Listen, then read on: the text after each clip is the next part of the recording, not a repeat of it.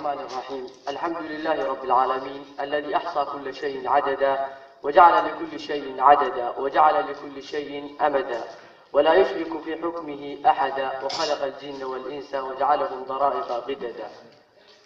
أما بعد، فأحييكم بتحية مباركة طيبة ألا وهي السلام عليكم ورحمة الله تعالى وبركاته. أما بعد، فنتكلم بموضوعنا اليوم التخطيط وأثره في التفوق الدراسي. بداية كل عام دراسي يبدأ الطلاب في محاولة التخطيط الجيد لدراستهم طوال العام والاجتهاد لتحقيق أفضل نتائج خلال فترة الدراسية. لذلك فأنت بلا شك تحتاج إلى أن تضع خطة جيدة تقضي العام بأكمله، وإلا ستفقد تركيزك حتما في منتصف الطريق ولا تحقق النتائج التي تطمح إليها.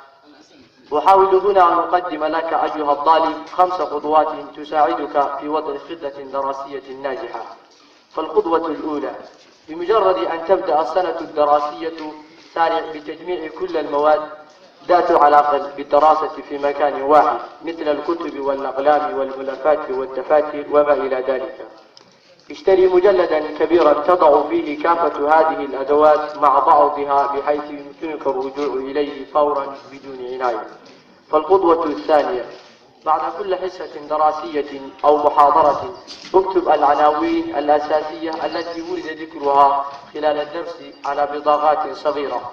هذه الخطوة سوف تساعدك كثيرا في تذكر النقاط الأساسية في الدرس بدون الحاجة إلى مراجعة كله مجددا، يمكنك اختبار ذلك بنفسك.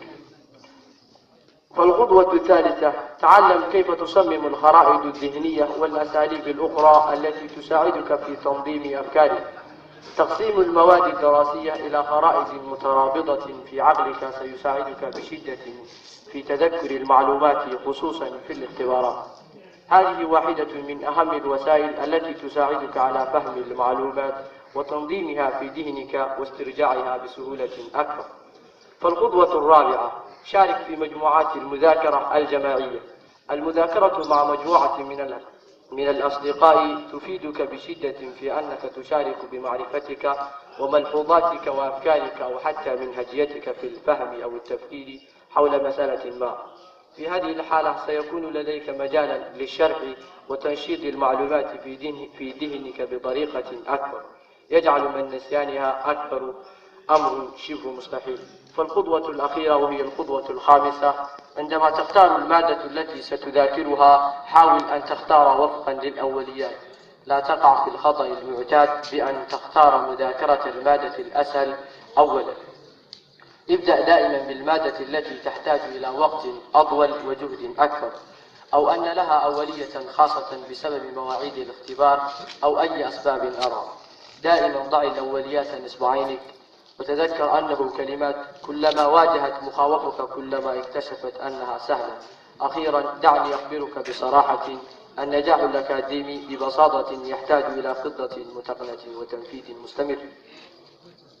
النجاح الدراسي قائم بالأساس الأول على وضع خطة صحيحة كما أخبرتك.